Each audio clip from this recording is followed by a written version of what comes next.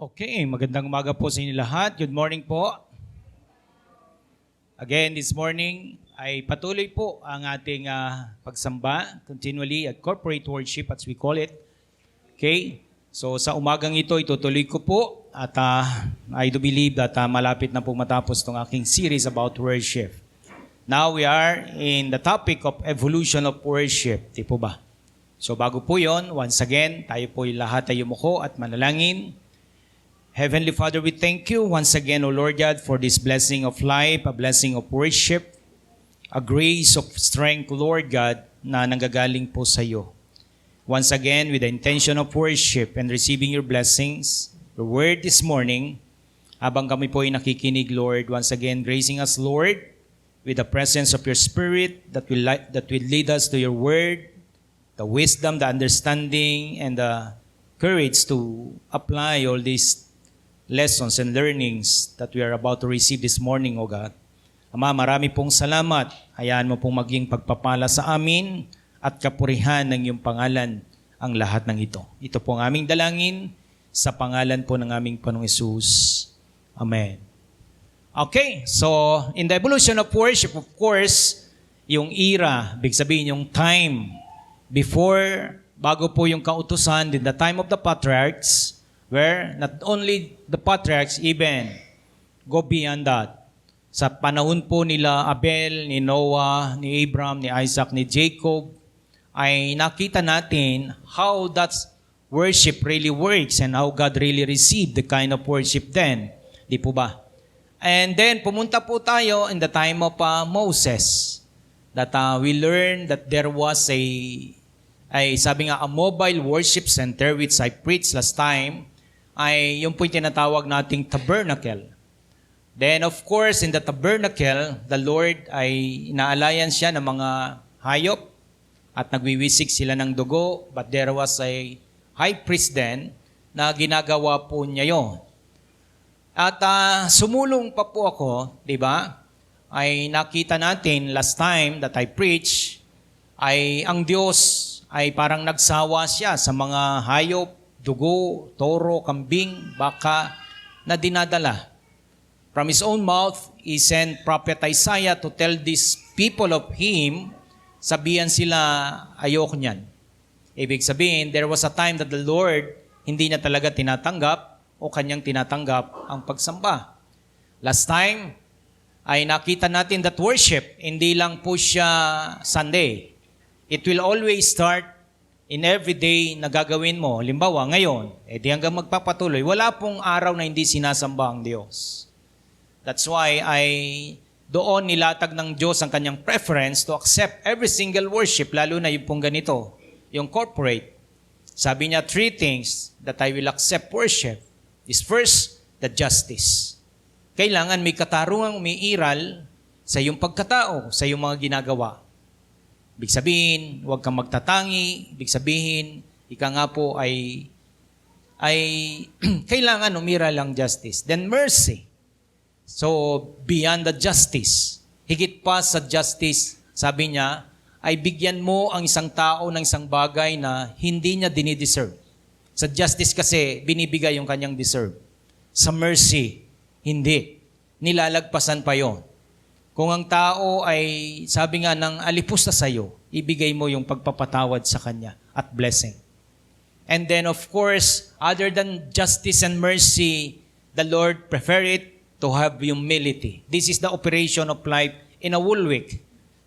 From Monday to Sunday, dapat nag-ooperate ka ng may justice, ng may mercy, and of course, ng may humility. Hindi po pwedeng magpapakitang tao tayo. Kung may trabaho ka, nangyayari yan. Kung may negosyo ka, nagaganap yan. Kung nag-aaral ka, nagaganap yan. Sa tahanan mo, nagaganap yan. Justice, mercy, and humility. Now, kanina, di ko alam how did you really felt it and use it when you sang a songs nung kayo po'y umawit ng mga awitin. That's why this morning, I really want to go. Bakit may kanta? Kasi last time, bakit may hayop? Ang kanta po ngayon ay siyang ginagamit na instrumento para tayo sumamba. Kanina po, Kaya habang kumakanta ka, ngayon po i-explain ko. Para alam nyo bakit kayo kumakanta dito. Okay? So the evolution of worship now, ito po ang ating tatalakayin, music in worship. Okay? So pupunta po tayo ngayon. Well, of course, ang worship po unang nabanggit in Exodus 15, even beyond David, prior to existence of David, there was a song. Meron ng mga kanta noon, pero hindi na-emphasize po yon sa kanilang worship in the time of Moses. Well, so ngayon tingnan po natin, nagkaroon po ng music at the temple. So marami alam natin that David initiated the building of the temple, a permanent place of worship. So hindi ko po yun nadaanan ng masyado in the tabernacle because I emphasize the tabernacle. But David's other contributions has lasted even longer than temple did. That is the area of worship. So mas merong tumagal kaysa sa templong kanyang gustong itayo, ang kanyang naging contribution ay yung tinatawag nating kantahan sa sambahan. Ibig sabihin, pagkanta habang sumasamba. So David had a background in music.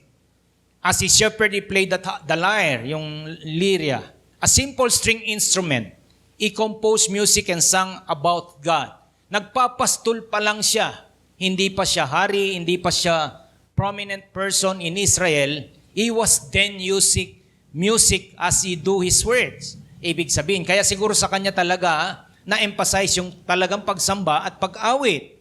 Because he was then a shepherd, ay ginagamit niya na yun. He worshiped God while he took care of his sheep. It was worship on the job. Di po ba? Makita natin, siya yung tao na makikita mo sa kanyang trabaho, sinasamba niya ang Diyos. Kasi habang siya'y nagpapastol, sumasamba, kumaawit siya sa Diyos. He dedicate all the days and all his works. Kaya ang pagsamba po, hindi siya nakakulong sa ganito. You can really bring it. Sabi nga, kaya nga po pwede mong idalhin ito kahit saan. No? David's songs are called Psalms. Kaya nga po yung Psalm chapter 1 hanggang 72, I think, yan po yung mga awit na likat, katha na may kinalaman po si David. Pag sinabi nating Psalms, it is the Greek word psalio, which means to pluck a string. So Psalm is a book of songs for string instruments. Ginamit po dyan yung mga lyra, yung mga, basta, string. Di ako masyadong, sa string. Di ako masyadong player with that. So we can worship God with songs and musical instruments. Biblically, there was a man who really emphasized this, sabi nga, art. Yung art na ginamit na yan, upang sambahin ng Diyos. In fact, let's take a look with this verse. In 1 Chronicle 23 verse 5, sabi niya, ang 4,000 ay maglilingkod bilang mga gwardya ng mga pintuan ng templo. There was a temple then. At ang 4,000 ay magpupuri sa Panginoon sa pamagitan ng mga instrumentong ipinagawa ko para sa gawaing ito. So there was a time that David really nagpagawa siya ng mga instrumento. Saan mo naman gagamitin ng mga instrumento? Hindi ba sa kantahan, sa tugtugan, at para kanino? Gagamitin yon para sa Diyos. And then to emphasize it, sabi nga, tingnan natin in 1 Chronicle 25 kung ano ang mga natatanging ginawa ni David during the time. Sabi niya dyan in verse 1, pumili si David at ang mga commander, mga sundalo mula sa mga anak ni Asaph. Napapansin niyo po pag nababanggit yung Asaph doon sa unang mga talata ng mga salmo. Makita natin, Eman at Edutun para ipahayag ang mensahe ng Diyos. So there was a preacher na tinutugtugan during the time. So merong preaching, merong pangangaral, but there was also a music. Sabi niya dyan, tinutugtugan ng mga alpa, lira, at pompyang. So meron ng ganyan. Symbols that they were using that time. Ito ang talaan ng mga pangalan nila at gawain. So we can really now deny the fact, na misa sinasabi po ang mga instrumento, merong mga ganong grupo, ito'y diablo. Uy, maling-mali po. Kasi dito po, ginamit ni David at tinatanggap ng Diyos yan bilang kasangkapan upang siya'y awitan.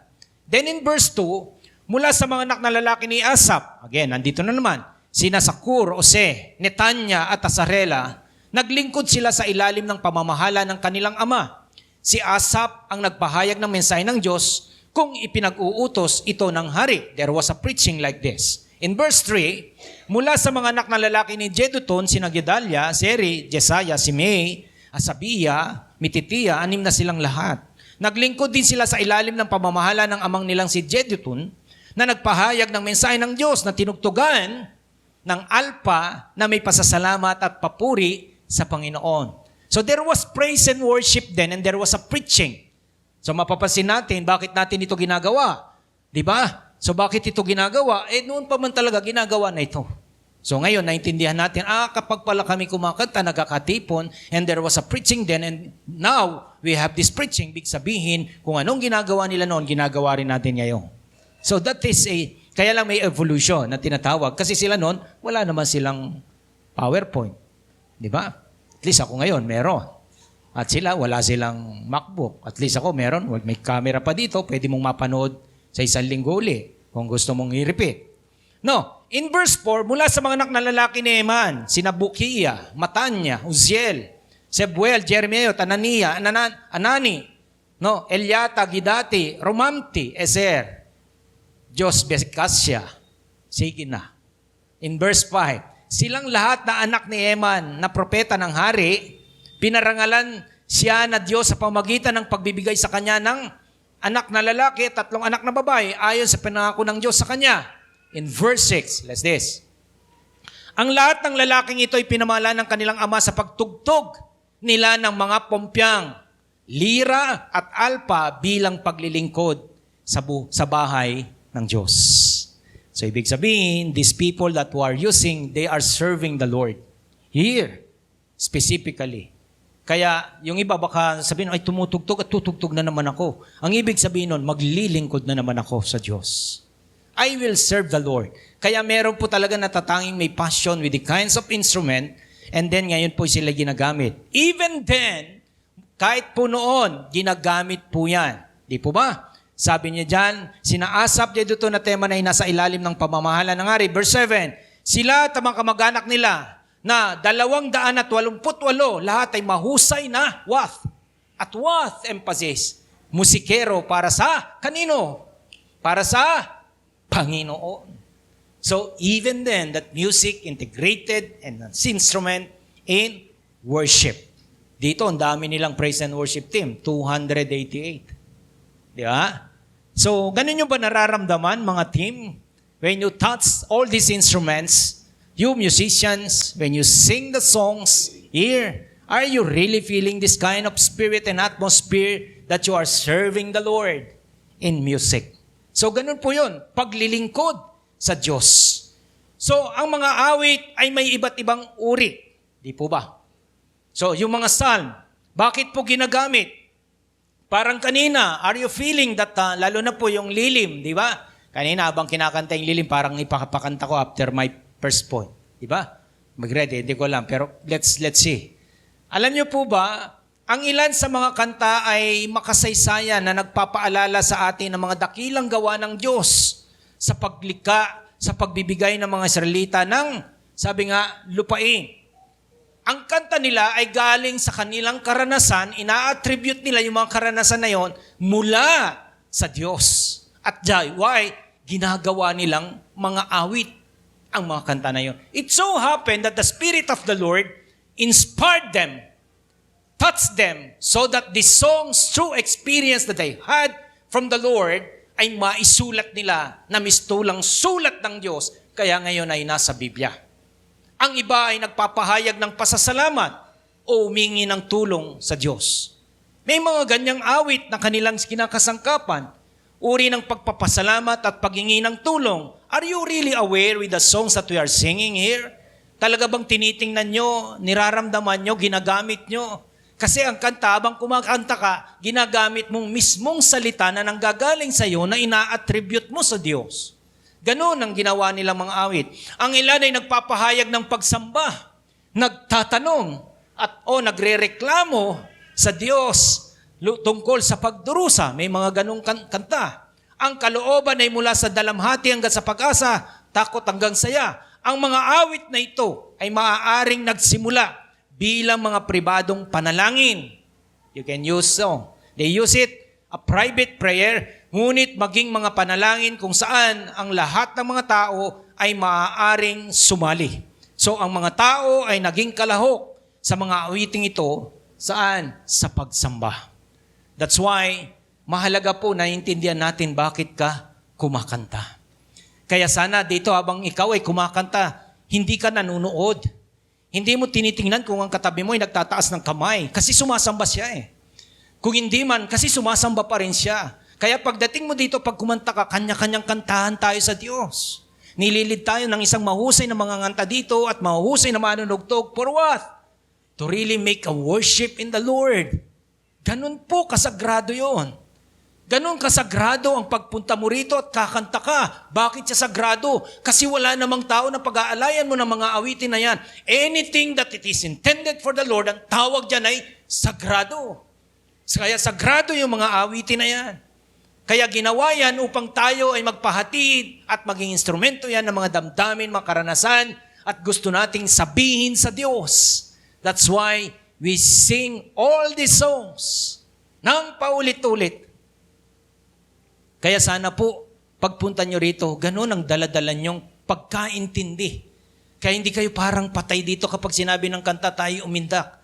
Di ba? Sasabihin, nampakailan ko kayo, kayo umindak. Di ba? Di pwedeng ganun. Because you are doing it for God. You are doing it for the Lord. Kung paanong pinag-usay nila in the past, pag-usayin mo rin because this is for the Lord. Look at this song. Yung uling talata, yung uling chapter ng Psalm, sabi niya, kinompress dito, sabi niya in Psalm 150 verse 1, purihin ang Panginoon, purihin niyo ang Diyos sa kanyang templo, purihin niyo siya sa langit, ang kanyang matibay na tirahan. Sabi niya, purihin niyo siya dahil sa kanya, kanta po to itong binabasa ko kanta, hindi ko lang alam kantahin. Purihin niyo siya dahil sa kanyang dakilang mga ginawa. Sabi niya, purihin niyo siya dahil sa kanyang kapangyarihan, walang kapantay. Again, sabi niya, verse 3, purihin niyo siya sa pamagitan ng pagpapatunog ng mga trumpeta. Wala pa tayong dito, wala pa kasi marunong. Diba? Purihin niyo siya sa pamamagitan ng mga alpa at lira. Ginagamit ba? Sinasabi ba? Yes. Kaya sana pagdating niyo dito, pag may kantahan, ganun kasagrado yon. Di po ba? Ganun kabanal yon. Ganun, kasi sa Diyos ginagawa yon. Verse 4, purihin niyo siya sa pamagitan ng mga tamburin. Okay, nawala na siya. Di ba? Dati meron, tinasayaw-sayaw pa. Di ba? Akala nila outdated na. Pero sa Bible, ginamit po yung tamburin. At sa mga sayaw. Meron bang dancer kanina? Parang wala akong nakita. Meron? Okay. Dancer. That's why we have dancing ministry. Dancing is worship to the Lord. Purihin niyo siya sa pamagitan ng mga instrumentong may kwerdas at mga flauta. Mga kwerdas. Kala minsan kasi tinitingnan natin dito, parang naisipan lang natin. No. Yan lahat po ay ginamit noong una pa man na tinanggap ng Diyos ang kanilang mga pagsamba. In verse 5, purihin niyo siya sa pamagitan ng mga matutunog ng mga pompyang. Di ba? Lahat ng may buhay magpuri sa Panginoon, purihin ninyo ang Panginoon.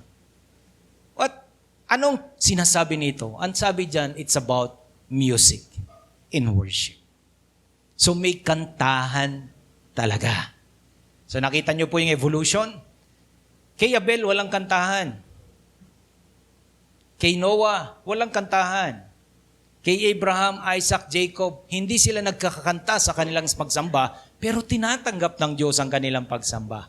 But in the time of Moses, never it was emphasized, even in the tabernacle, the only emphasis that God is looking for them in reflection to their life, yung kanilang mga handog kung talagang the best. Kasi kung binibigyan mo ako ng best, ibig sabihin, mahalaga ako sa'yo. Sinusukat yun ng Diyos. At kung iniingatan mo ang buhay mo, ibig sabihin, pinapahalagan mo ang pagpapahalaga sa akin. Then there was a time in the time of David, the music was emphasized. Ito pong mga binabasa natin in worship. Hanggang ngayon po yan, ginagamit ang pagkanta na yan. So, tingnan natin ngayon para makita natin yung practicality nito. Ano ang papel ng music sa worship? Okay? Ano ang papel ng musika sa church worship? So kanina, alis na sabi na natin. Paano yung practicality of experience nito? Kasi yung iba parang hindi nyo alam. Kaya minsan parang pinapanood nyo lang katabi nyo, malikot siya. Di ba? O kaya pinapakinggan nyo, sintonado siya. Di ba? Sasabihin mo, kasakit na naman yung balugbog ni Neo, kaya ikinang lob na. Di ba? Sa Tagalog, parang sakit naman sa tenga nito, dapat kumanta na lang siya sa kalooban niya. Di ba? Well, kapag naunawaan natin ang magpapahalaga sa biblical values sa layunin ng pagsamba sa simbahan, maaari nating mailagay ang maayos ang lugar ng musika sa ating ginagawa. Di po ba? That's why, sana pag ito natutuhan natin ngayon, everybody will sing and how to use songs in their worship. Kasi yung iba parang inaabangan nyo lang pangangaral eh. Hindi po yun. Kasama lang po yun sa pagsamba. Abangan nyo po lahat. Pati kanina sa opening song then nagkaroon tayong confession of faith. Lahat po yan ay ginagamit natin to really, sabi nga, ascend our worship to the Lord. Ang papel ng musika ay upang pagsilbihan ng mas malalaking layunin ng pagsamba. So ginagamit po na paglilingkod ang musika para sa ano? Sa mas malaking layunin. Ang alin? Ang Diyos ay magbigyan ng kaluguran. Sa konteksto ng simbahan, ang musika ay isang paraan sa isang layunin. Ibig sabihin in English, music is a means to an end. Ibig sabihin, paraan siya. So ano yung end? It is God. It is to please God. At anong gagamitin mo? Anong paraan mo? It is music. Ang tawag doon. Kaya kapag kumakanta ka, dito man, sa bahay man, sa banyo man, sa kotse man, sa paralan man, sa trabahuhan man, if you are singing the song for the Lord, kahit wala ka sa templo, you are worshiping God. And the means that you are using is music. At yan ang papel. Kaya sana, ay wag naman ang kantahan dyan sa bahay nyo. Santong kabayo, banal na aso. Loko-loko. Wala naman sanang ganun. Di ba? Wag naman ganun. Let's bring the kind of worship and sing. You can always do that everywhere and anywhere then. Kahit nga nagda-drive ka, pwede. Di ba?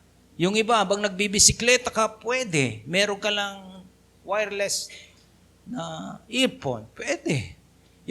Kami nagwo-walk, we are using that. As we walk with my wife, may Pastor Reyna, we have that music because we really want to worship the Lord. You can do a lot of things. Kasi bakit? Means ang musika to worship God. Lahat ng niniwala doon, say Amen. So music is a valuable tool, a flexible vehicle, and sabi nga, precious resource to enable people to worship God. Tagalogin natin. Ang musika ay isang mahalagang kasangkapan, isang flexible na sasakyan, at isang mahalagang mapagkukunan upang bigyang daan ang mga tao na sumamba sa Diyos. That's why, everywhere, every time, every day you can worship the Lord. Why? Because you can bring your worship, lalo na sa gadget natin ngayon. Yung mga cellphone mo yan, imbakan mo pa yan, iayos mo pa yan, di ba? Iayos mo pa, may favorite, may worship, no? So may merong instrumental na ganoon. Depende sa mood mo kung paano mo sambahin ng Diyos na gagamiting sasakyan ng mga gusto mong sabihin at pagdakila sa Diyos ay ang mga awitin na yan. Lahat po ng niwala do say, Amen. Kaya hanggang papalot ka. Kaya hanggang mamilapil ka.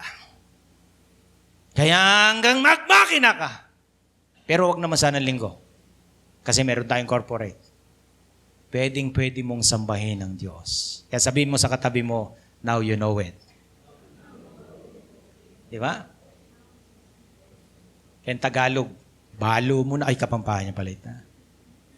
Okay? Well, tingnan natin ngayon, tingnan natin. That's so simple. That's why I tackle this evolution of worship kasi hindi natin alam kung paano nag-tradisyon. Kasi baka mamaya may naghahanap sa akin dito ng kambing at tupang paduduguin ko dito. Di ba? So hindi. I-serve na lang natin ang pagsamba ngayon habang tayo kumakanta. Yun ang instrumento. Ngayon, tingnan natin yung 4 na gamit ng musika sa pagsamba.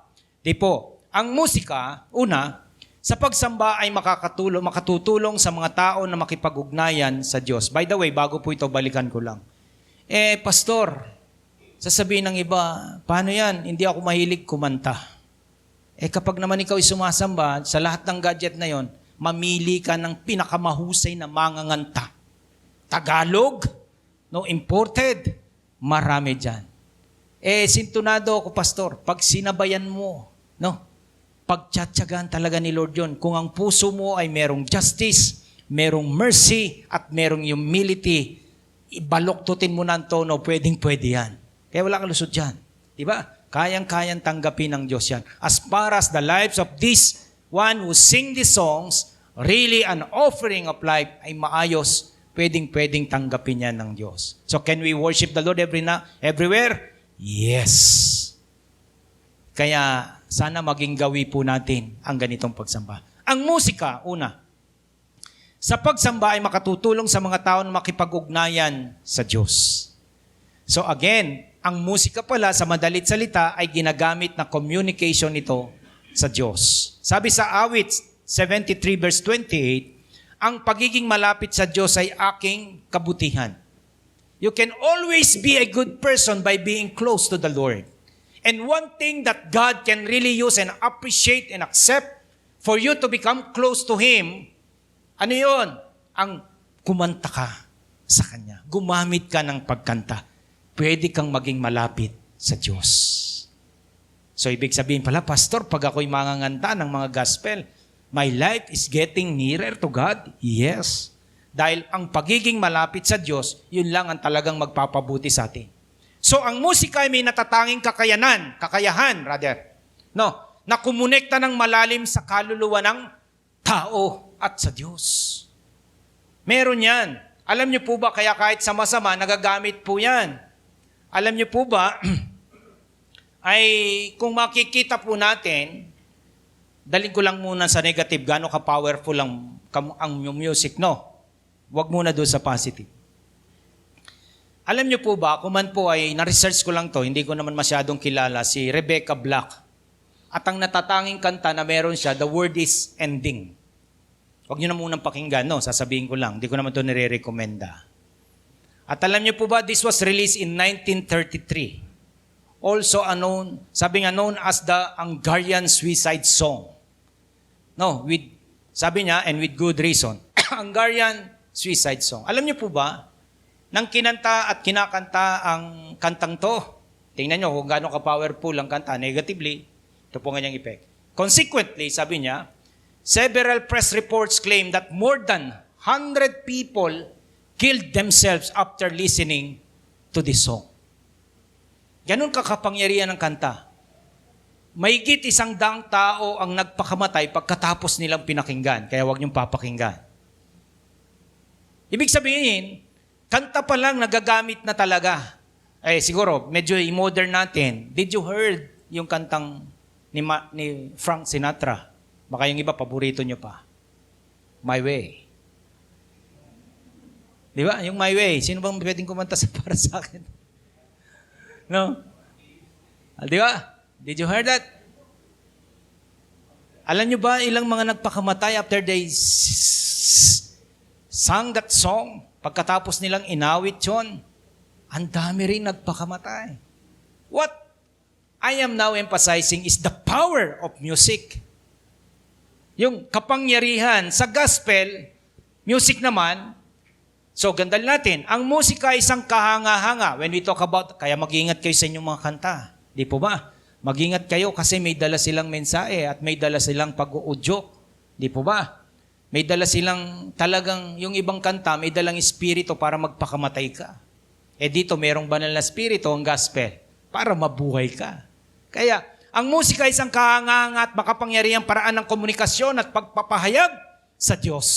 So kung negative ang musika mo, yan ay isang paraan ng komunikasyon at pagpapahayag sa dyablo. Yun ang masama. Saan kay lilid ng dyablo? So, kung ako sa iyo at tayong lahat, pipiliin natin ang kanta natin ay gospel music. Di ba? Di naman po niya alis yung mga love songs. Pwede rin yun. Hindi naman nagpapakamatay yung mga tao doon di ba? So, ang pagsamba sa musika ay tumutulong sa atin na tumuon sa Diyos. Tingnan niyo po rito yung mga gumagamit dito. How many are you? Marami, di ba? Pag ginagamit mo yan, tingnan niyo po, habang sinasabayan mo, dahil lang ina-address ng kantang sinusubaybayan mo ay Diyos. So, even your soul, your concentration, talagang nagpo-focus siya sa Diyos. At yun ang magandang buhay. Buhay na nakapokus sa Diyos. Hindi sa mundo, hindi sa tao, hindi sa bagay, kundi saan? Sa Diyos. So at its best, worship, music should be all about God.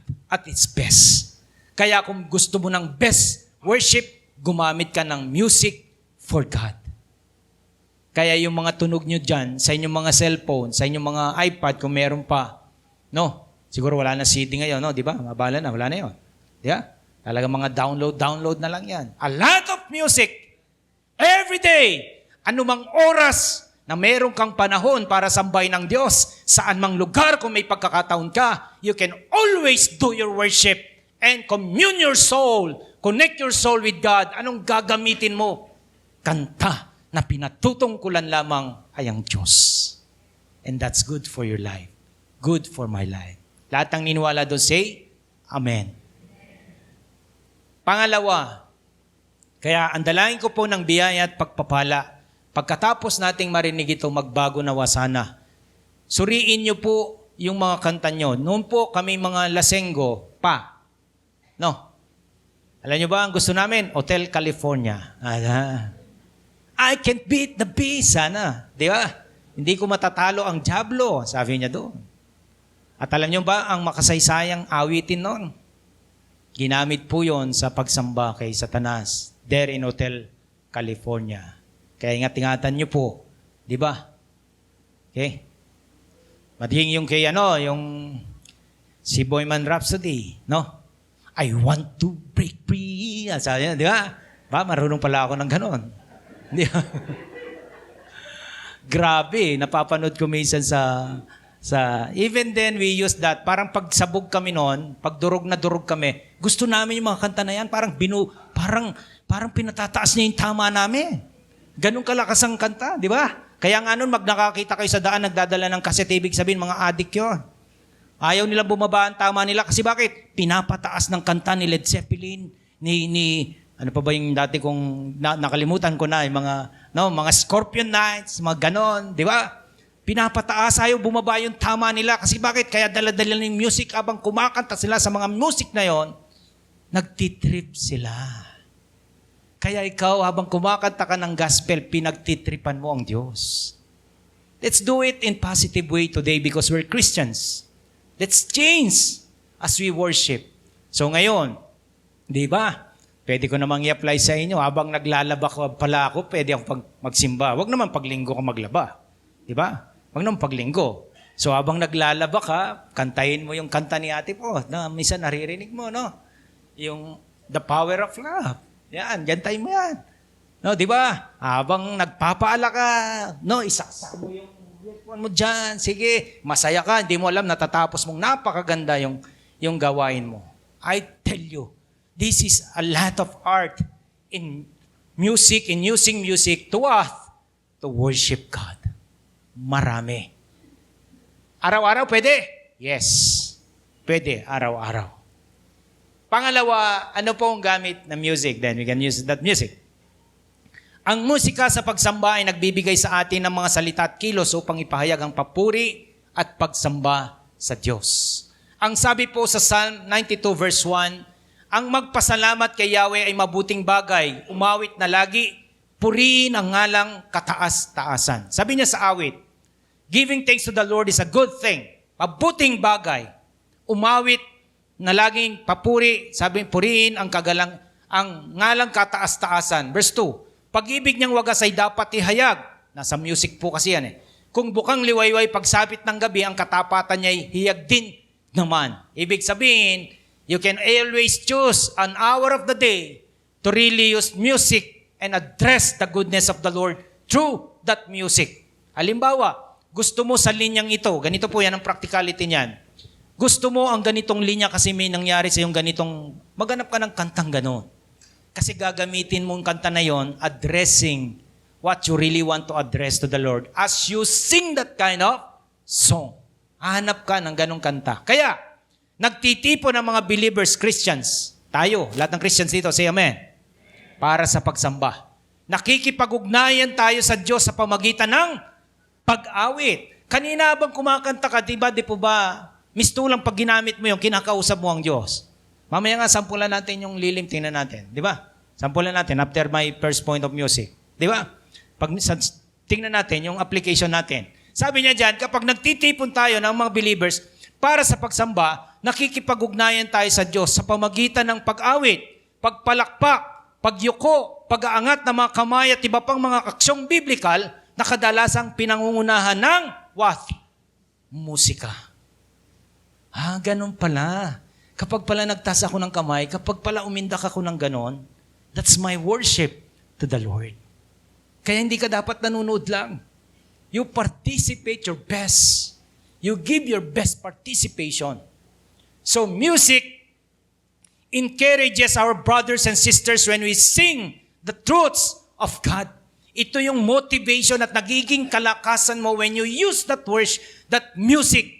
Ibig sabihin, nakapagsalita ka sa Diyos. Did these things ginamit ba sa New Testament? Yes. Sabi sa Colossians 3:16, ang salita ni Kristo yayaan ninyong lubusang manatili sa inyong puso. Ngayon ay sinasabi, turuan ninyo at palalanan mga isa't isa sa may buong karunungan. Buong puso kayong umawit ng mga salmo, mga himno at mga awiting spiritual ng may pagpapasalamat kanino? Sa Diyos. Is that worship? Yes. So in these roles and others, music leads and builds up the church community in every practical ways. So ang kanta po ay ginagamit ng Diyos para tayo ay patuloy na makapag-communicate at merong gagawing aksyon para sa Diyos. Dalangin ko po ng biyaya sa umagang ito. Lubusan nating naintindihan. Tayong lahat ngayon. Kaya habang tayo paulit-ulit na nagpupunta at habang paulit-ulit mo saan man at anumang oras dinadala mo ang iyong musika, you can always worship God. Lahat ng naniwala doon say, Amen.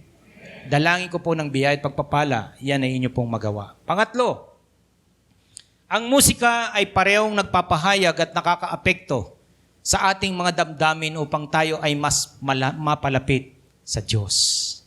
Ang musika po ay meron siyang, alam nyo ba, ginagamit po yan para mag-deliver po siya ng feeling. Hindi po ba? Nung mga unang panahon, hindi po namin ito inabutan at hindi ko ginawa. Napansin niyo po ba yung salitang, di ko alam kung AIDS to arana. AIDS ba yon? Yung nangarana noon? Nabutan niyo po yan? Sinong may time noon na inabutan? Di ko alam po, wala na masyadong Jonda rito, di ba? Inabutan po yon sa mga palabas nakikita niyo.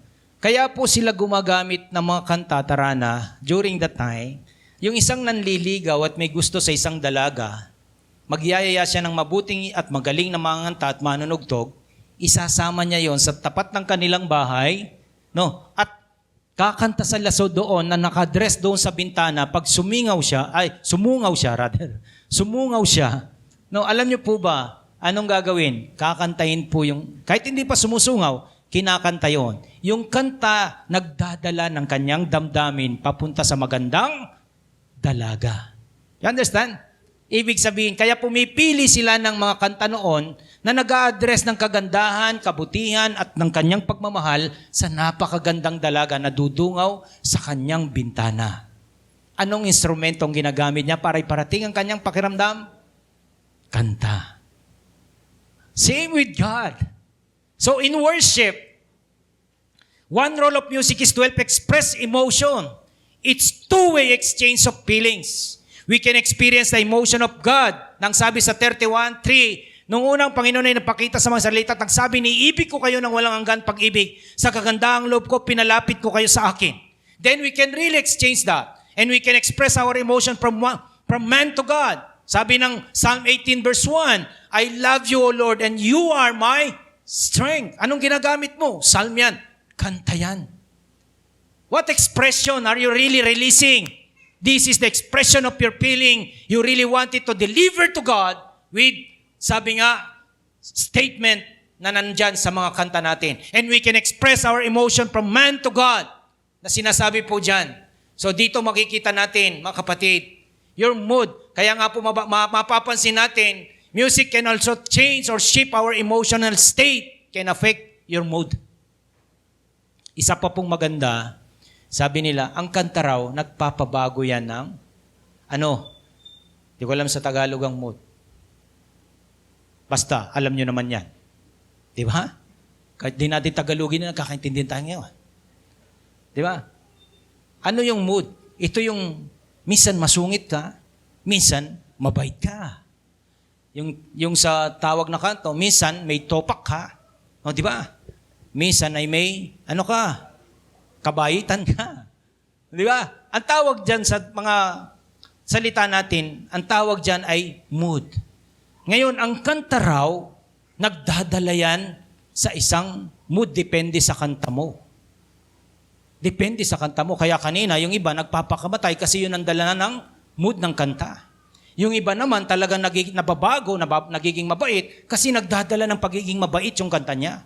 Yung iba naman nagdadala sa kabanalan kasi yung kanta niya puro may kabanalan. So, it brings mood.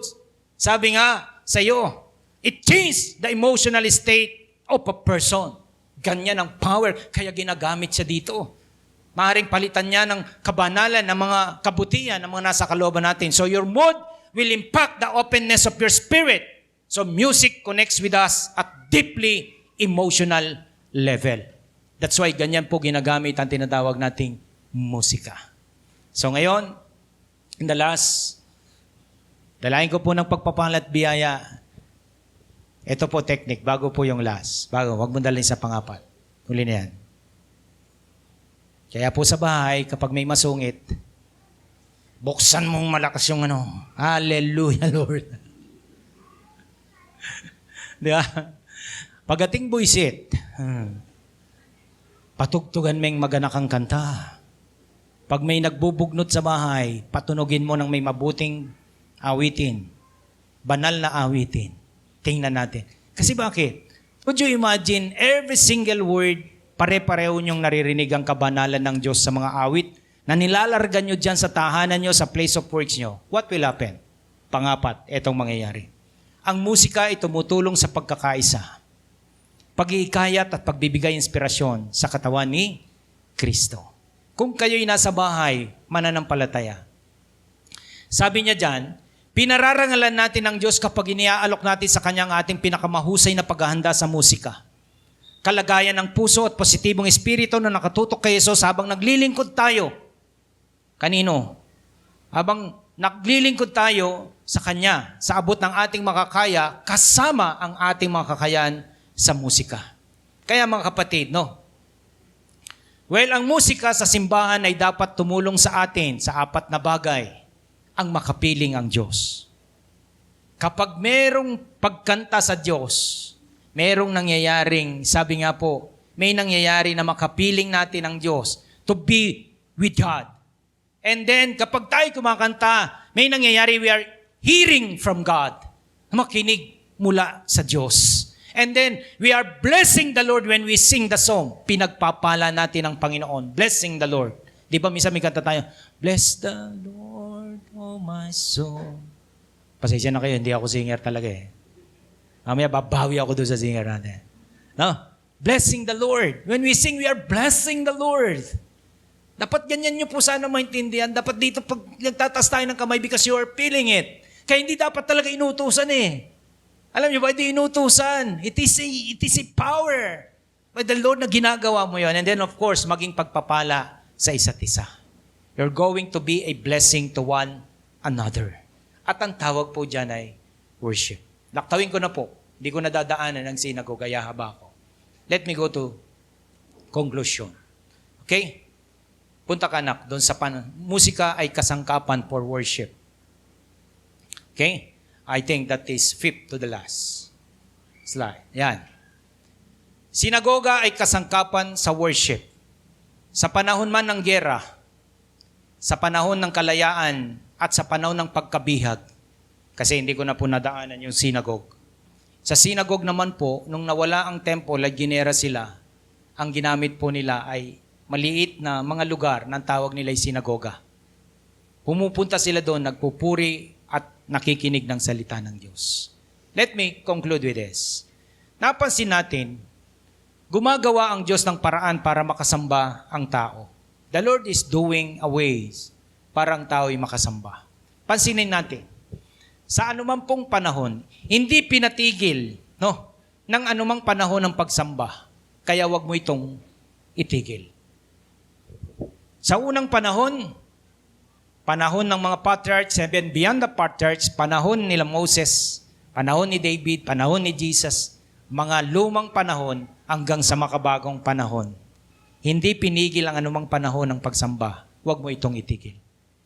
Hindi pinatigil ng anumang sitwasyon o sitwasyon ng kapayapaan, sitwasyon ng pagkabihag, ang pagsamba. Huwag mo ngayaan ng sitwasyon mo'y patigilin ka sa pagsamba. You must, sabi nga, transcend beyond o ascend beyond your situation. Kaya ang Diyos, sa panahon ng pagkabihag, sumasamba pa rin sila. Sa panahon ng mga pagsubukan, sumasamba rin sila. Huwag mo siyang ititigil anuman ang iyong panahon o anuman ang iyong sitwasyon. Don't stop worship. So that's why this morning, kantahan natin ang Diyos. Let's sing that lilim once again. Napakaganda. Let's use this. Itong lahat ng sinabi ko, itong lahat ng tinuro ko po, gamitin niyo po ngayon bilang isang actual na pagpuri at pagdakila sa ating Diyos na makapangyarihan.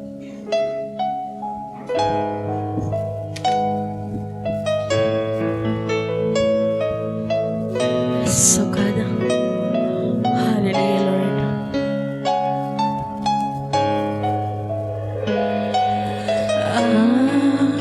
Papuri ko ay tanging sa'yo, sa'yo lamang iniaalay,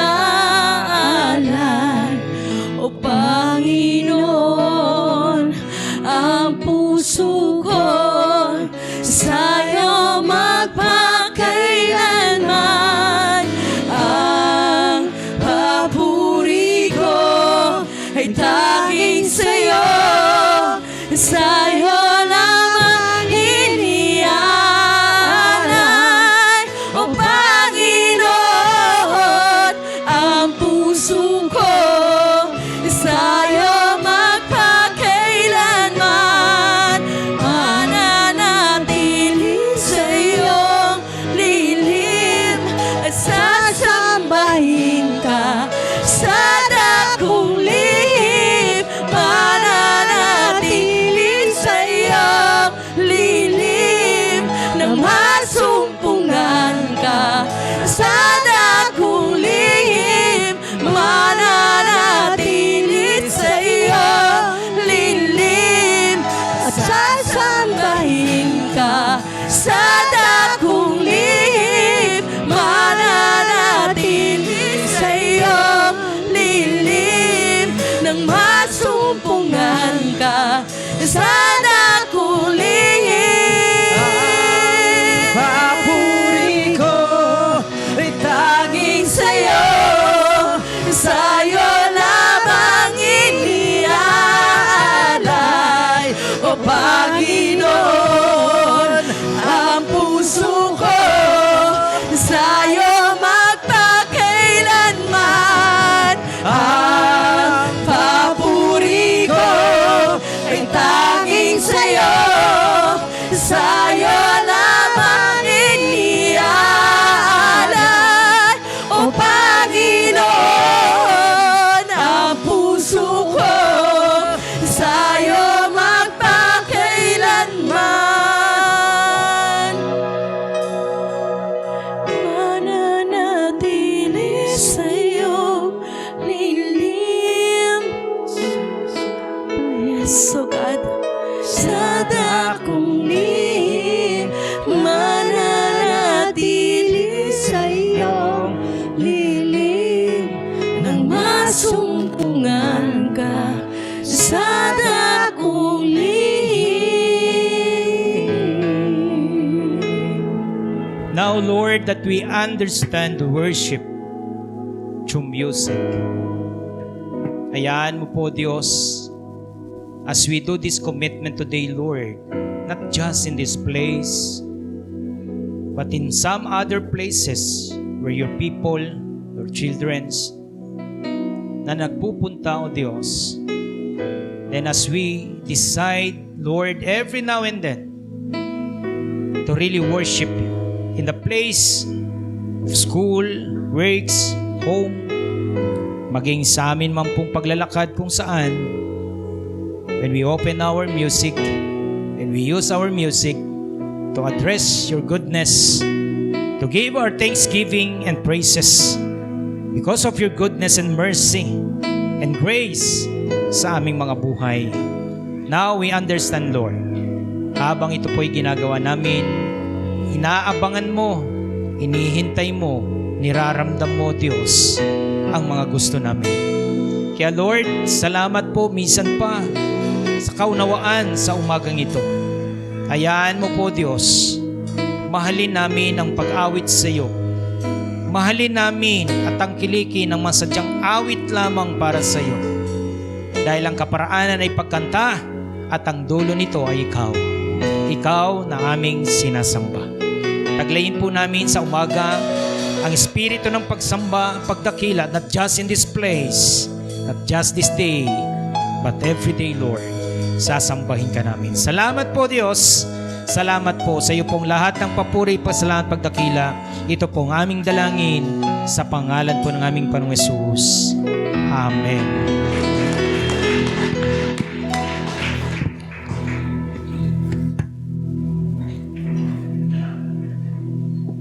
Good morning po muli.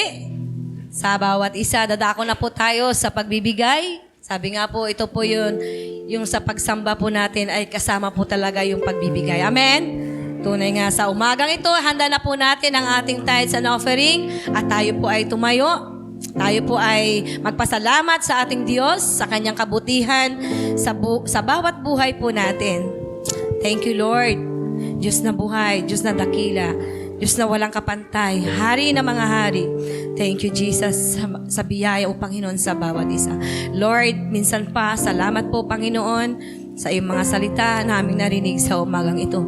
At tunay nga po, Lord, marami po kami natutunan pagdating po sa pagsamba, Lord. Thank you, Jesus. Salamat po, Lord, sa buhay ni ang aming Pastor Obed. Salamat sa wisdom and knowledge, Panginoon. Sa buhay na Panginoon ay pinagkaloob mo po, Diyos, sa Kanya. Lord, salamat po, Ama, sa buong linggo ng aming buhay, sa kalakasan, kalusugan, at pag-iingat niyo po sa amin. Na malaya po kaming nakapaghanap buhay, Lord God. Salamat po, Lord, sa biyaya na natanggap po namin mula sa iyo, Lord. Salamat po, O Diyos. Kaya, Ama, sa umagang ito, ibinabalik po namin, Lord, yung para sa iyo, Lord. Dahil po, ito po yung nais mo po, Panginoon, na magkaroon po kami, Lord God, ng tapat na puso at marunong sumunod sa iyong mga nais sa aming mga buhay. Salamat po, Lord. Bless mo po ang bawat isa, Lord. Maging, O Diyos, ang iyong mga anak na patuloy, Lord God, na sumusunod sa iyong kalooban. Bless mo po ang bawat buhay. Maging, O Diyos, ang iyong mga anak na hindi pa po 100% nakakasunod. Lord, iparanas mo po sa kanila kung gaano ka po kabuti, Lord God, sa bawat buhay po namin, O God. Thank you, Jesus. Salamat po, O Diyos. Lord, bless mo rin po, Lord God, ang buong linggo namin na patuloy na pag-iingat at protection niyo po sa bawat isa sa amin. Thank you, Jesus. Salamat po. Sa iyo po namin ibinabalik ang lahat ng ito. In Jesus' name we pray. Amen and amen. It will come back to you. Good measure, press down, shake it together, and run it over. Give, and it will come back to you. It's when you give to the Lord. Give, and it will come back to you. Good measure, press down, shake it together, run it over. Give, and it will come back to you. It's when you give to the Lord. Sige po, misampa tayo pong lahat tumayo. Ibalik po natin ang lahat ng papuri, pagsampa at paglulahati sa ating Panginoon.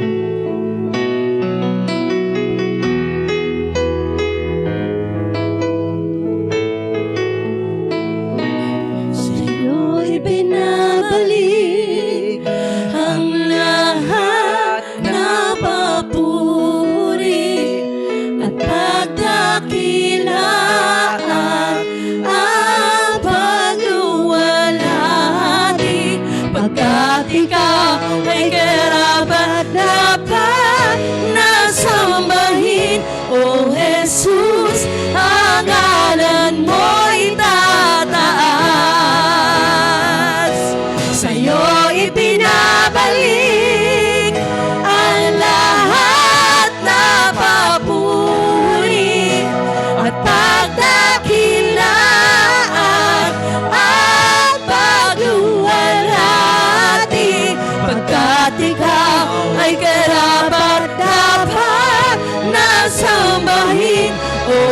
Jesus, ang ngalan mo'y tatas. Sige, itaas natin ating mga kamay. Ang mayamang biyaya ng Panginoong Hesus ay taglayin natin. Ang pag-ibig ng Ama na nasa langit ay patuloy na lumukob sa atin. Kasama ng pagkikipisan ng Banal na Espiritu upang ang kabanalan, ang katuwiran, ang direksyon ay makamtan natin. Kaya sa umagang ito, manatili tayong nabubuhay na sumasamba sa ating Diyos na makapangyarihan. Sa pangalan ng Ama, ng Anak at ng Espiritu Santo, kapayapaan, kagalakan at pag-ibig ay taglayin nating lahat. Amen.